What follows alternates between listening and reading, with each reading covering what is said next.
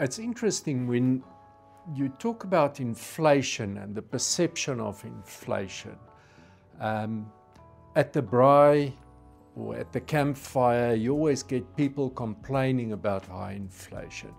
But the term anchoring is an interesting concept. If you go to the shop and you buy a loaf of bread frequently, you remember the price. But if you buy a car and you buy a car once every 4 or 5 years, you tend to lose track of car prices, except if you're a petrol head.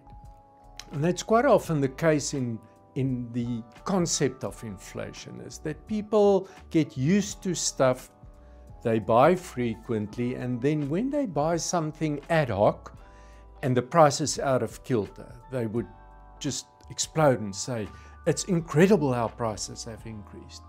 So also remember, inflation is a very broad term. It's measured on various levels. But if you, for instance, focus on the low LSM group, so people not that wealthy, a sizable portion of their spending is on food and travel, where the higher LSM has got a much more diversified basket of goods that they're buying. So your lower end will feel the impact of volatile items, petrol prices that flow through into the cost of taxi, or food prices where meat prices suddenly escalate because of disease.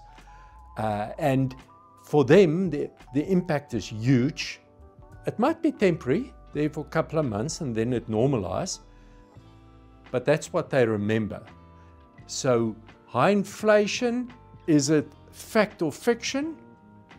If you look at the inflation numbers, what we have seen over the past year or two is the slow moving inflation numbers with slowing momentum.